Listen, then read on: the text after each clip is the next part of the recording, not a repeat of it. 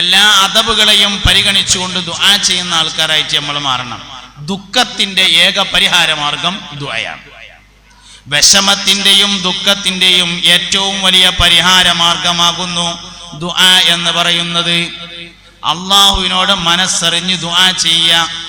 ദുആന്റെ ഇജാബത്ത് എന്ന് പറഞ്ഞാൽ 3 എണ്ണമാണ്. 1 ചോദിച്ചത് അതേമാതിരി തരിക, 2 ചോദിച്ചതിനേക്കാൾ ഖൈറായത് തരിക, 3 ചോദിച്ചതിന് കൂലി തരിക. ദുആന്റെ ഇജാബത്ത് 3 എണ്ണാണ്. 1 ചോദിച്ചത് അതേമാതിരി തരിക.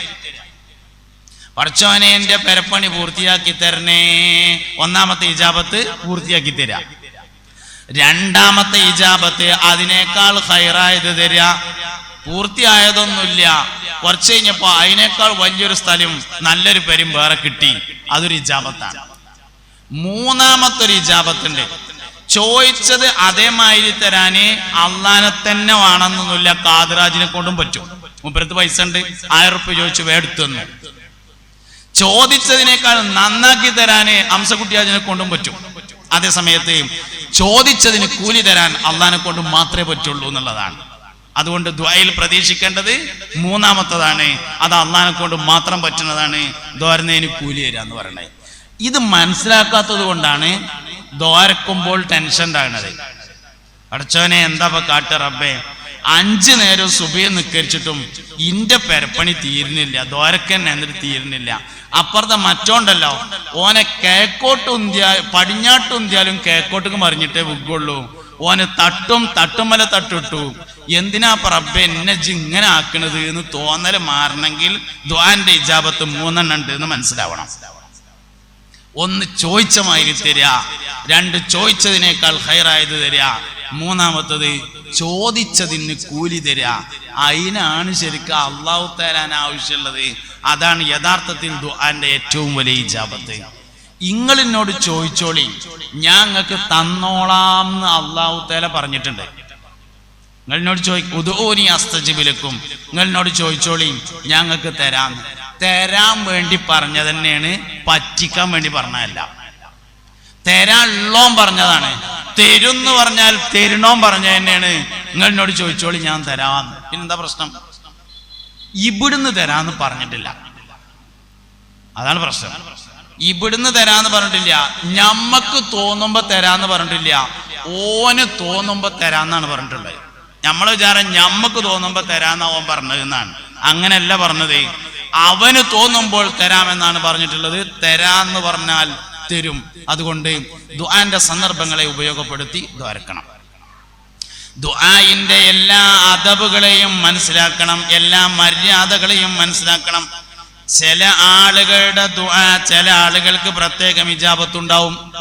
ഉസ്താദുമാരുടെ ദുആ ശിഷ്യന്മാർക്ക് പ്രത്യേകം ഇജാബത്തുള്ളതാണ്. മാതാപിതാക്കളുടെ ദുആ മക്കൾക്ക് പ്രത്യേകമായി ഇജാബത്തുള്ളതാണ്. ഉസ്താദിന്റെ ദുആ ശിഷ്യന്മാർക്ക് പ്രത്യേക ഇജാബത്തുണ്ട്. നമ്മളെ മുമ്പൊക്കെ വയതിന്റെ ഒക്കെ മുന്നേ ബുർദബൈത്ത് ചെല്ലും. ആമിൻ തദക്കുരി ജിഹ്റാനിൻ ബിസലമി മാ സജത ദമ്മൻ ജറാ മിൻ മുഖലത്തിൻ ബിദമി മൗലായ സ്വല്ലി വസല്ലിം ദായിമൻ അബദാ അലാ ഹബീബിക ഖൈറിൽ ഖൽഖി കുല്ലിഹിം. ബഹുമാനപ്പെട്ട ഇമാം ബൂസൂരി റളിയല്ലാഹുവിന്റെ രചനയാണ് ബുർദബൈത്ത് എന്ന് പറയുന്നത്. ഇമാം ബൂസൂരി റളിയല്ലാഹുവിന്റെ ഖബർ ഉള്ളത് ഈജിപ്തിലാണ്. ബൂസൂരി ഇമാമിന്റെ ഖബറിന്റെ ഏകദേശം അടുത്തായി അദ്ദേഹത്തിന്റെ ഉസ്താദിന്റെ ഖബറുണ്ട്. അബുൽ അബ്ബാസുൽ മുർസി എന്നാണ് ഉസ്താദിന്റെ പേര്. അവിടെ ഏറ്റവും അറിയപ്പെട്ട ഖബർ അബുൽ അബ്ബാസുൽ മുർസിയുടെ ഖബറാണ്, ഉസ്താദിന്റെ ഖബറാണ്. അബുൽ അബ്ബാസുൽ മുർസി എന്ന് പറയുന്നത് ഒരു കാലഘട്ടത്തിലെ ലോകത്തറിയപ്പെട്ടിരുന്ന വലിയൊരു വലിയായിരുന്നു. ഷാദുലി ത്വരീഖത്തിന്റെ ഏറ്റവും പ്രധാനപ്പെട്ട ഒരു ഷെയ്ഖുമായിരുന്നു അബുൽ അബ്ബാസുൽ മുർസി. വലിയ കറാമത്തിന്റെ ഉടമയാണ്. ഒരിക്കലേ ഈജിപ്തിലേക്ക് വരുന്ന ഒരു കപ്പല് വലിയൊരു കച്ചവടക്കാരൻ ഒരു കപ്പൽ നിറയെ അടിമകളെ ഈജിപ്തിൽ വിൽപ്പന നടത്താൻ വേണ്ടി കൊണ്ടുവരുമ്പോ പെട്ടെന്ന് അപകടമുണ്ടായി, കപ്പൽ തകരാനൊരുങ്ങി. കപ്പൽ പൊളിഞ്ഞ് വെള്ളം കയറിയിട്ട് ആകെ പ്രശ്നമായി. ആ സമയത്ത് കച്ചവടക്കാരൻ മനസ്സിലൊരു നേർച്ച ചെയ്തു, ഈ കപ്പൽ രക്ഷപ്പെട്ട് അടിമകൾ കരയിലെത്തിയാൽ അബുൽ അബ്ബാസുൽ മുർസിക്ക് ഒരു അടിമയെ കൊടുക്കും എന്ന് മനസ്സിൽ വിചാരിച്ചു. അങ്ങനെ വിചാരിക്കുമ്പോ മനസ്സിലുള്ളത് യാഖൂത്തുൽ അർശ് എന്ന് പറഞ്ഞൊരു അടിമണ്ട്, ആ അടിമനെ കൊടുക്കാം എന്നാണ് മനസ്സിൽ വിചാരിച്ചിരുന്നത്. കപ്പൽ രക്ഷപ്പെട്ടു. കപ്പൽ ഈജിപ്തിലെത്തി, കരയിലെത്തി നോക്കുമ്പോ ഈ യാഖൂത്തുൽ അർശ് എന്ന് പറഞ്ഞ കൊടുക്കാൻ വിചാരിച്ച ആളെ അടിമന്റെ മേത്ത് ശരീരത്തിൽ മൊത്തം ചൊറി പിടിച്ചിട്ടുണ്ട്. അതുകൊണ്ട് ഇനിയിപ്പോ ഒരു ചൊറിയുള്ള അടിമനെ കൊണ്ടേ കൊടുക്കാനാവില്ല എന്ന് കരുതിയിട്ട് വേറൊരു അടിമനെ കൊണ്ടുപോയിട്ട് അബുൽ അബ്ബാസുൽ മുർസിന്റെ അടുത്തേക്ക് ചെന്നു. കണ്ടേക്കിന് തന്നെ അബുൽ അബ്ബാസുൽ മുർസി പറഞ്ഞു, ഈ അടിമനല്ലല്ലോ എനിക്ക് തരാൻ കരുതിയ അടിമനെ കൊണ്ടുവരാറ്. അതിന് മുമ്പ് അങ്ങോട്ട് തന്നെ പോയിട്ട് ചൊറിയുള്ള അടിമനെ കൊടുന്നു. യാഖൂത്തുൽ അർശ് റളിയല്ലാഹു അൻഹു എന്ന മഹാനെ കൊടുന്നു, അടിമനെ കൊടുന്നു എടുത്തു. അബുൽ അബ്ബാസുൽ മുർസി ആ അടിമയെ മോചിപ്പിച്ചു സ്വതന്ത്രനാക്കി. യാഖൂത്തുൽ അർശ് അബുൽ അബ്ബാസിന്റെ ശിഷ്യനായി മാറി. അബുൽ അബ്ബാസുൽ മുർസി വഫാത്തായതിനു ശേഷം അദ്ദേഹത്തിന്റെ ശാദുലി ത്വരീഖത്തിന്റെ ഖലീഫയായത് ഈ യാഖൂത്തുൽ അർശാണ്.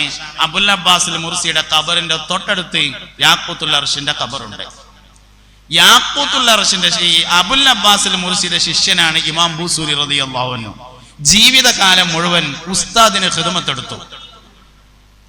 അവസാനം ഉസ്താദ് വഫാത്താകുന്നതിന് മുമ്പ് ശിഷ്യനോടൊരു ചോദ്യം ചോദിച്ചു, മോനെ, നിനക്ക് വേണ്ടി ഒരു ദുആ ചെയ്യണമെന്ന ആഗ്രഹം എനിക്കുണ്ട്, അതുകൊണ്ട് നിനക്ക് വേണ്ടി എന്താണ് ഞാൻ ദുആ ചെയ്യേണ്ടത് എന്ന് ചോദിച്ചപ്പോ ഇമാം ബൂസൂരി പറഞ്ഞു, എനിക്ക് മുസ്തഫായ നബി സല്ലല്ലാഹു അലൈഹി വസല്ലമ തങ്ങളെ മദ്ഹ് ചെയ്തുകൊണ്ട് ഒരു കവിത എഴുതണം. ആ കവിതയെ ഖിയാമത്ത് നാൾ വരെ മറ്റൊരാൾ മറികടക്കാൻ പാടില്ല എന്ന് പറഞ്ഞു. എനിക്ക് നബി തങ്ങളെ മദ്ഹ് ചെയ്തിട്ട് ഒരു കവിത എഴുതണം. ആ കവിതയെ മറികടക്കുന്ന ഒരു കവിത ഖിയാമത്ത് നാൾ 1-ാം തീയതി വരെ മറ്റൊരാൾ എഴുതാൻ പാടില്ല എന്നാണ് എന്റെ ആഗ്രഹം എന്ന് പറഞ്ഞു. അങ്ങനെ അബുൽ അബ്ബാസുൽ മുർസി ദ്വാരന്നിട്ട് ബഹുമാനപ്പെട്ട ഇമാം ബൂസൂരി റളിയല്ലാഹു അൻഹു കിട്ടിയതാണ് ബുർദ ബൈത്ത് എന്ന് പറഞ്ഞത്. അനുബന്ധമായ കുറെ കാര്യങ്ങൾ വേറെയും ഉണ്ടായിട്ടുണ്ട്. ഞാനത് പറയത് ഗുരുനാഥന്മാരോടുള്ള ബന്ധം വളരെ പ്രധാനപ്പെട്ടതാണ് എന്ന് പറയാൻ വേണ്ടിയിട്ടാണ് ഈ സംഭവം പറഞ്ഞത്. പക്ഷെ നമുക്ക് നമ്മളെ ഉസ്താദുമാരെ ഗുരുനാഥന്മാരെ ഓർമ്മയില്ല.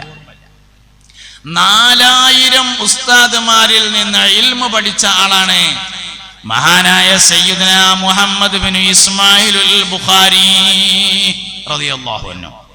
4000 ഉസ്താദുമാർ കേട്ടോ. നമുക്ക് മര്യാദക്ക് 4 ഉസ്താദുമാരില്ല. മര്യാദക്ക് ഒരു 4 ഉസ്താദുമാര് നമുക്കില്ല. 4000 ഉസ്താദുമാരുടെ ഗുരു ശിഷ്യനായിരുന്നു മഹാനായ മുഹമ്മദ് ബിൻ ഇസ്മായിലുൽ ബുഖാരി റളിയല്ലാഹു അൻഹു എന്ന് പറയുന്ന ആള്. ഇമാം ബുഖാരി റളിയല്ലാഹു അൻഹു സഹീഹുൽ ബുഖാരിയുടെ രചന പൂർത്തിയാക്കി ദുൽഹിജ്ജ മാസത്തിലാണ്.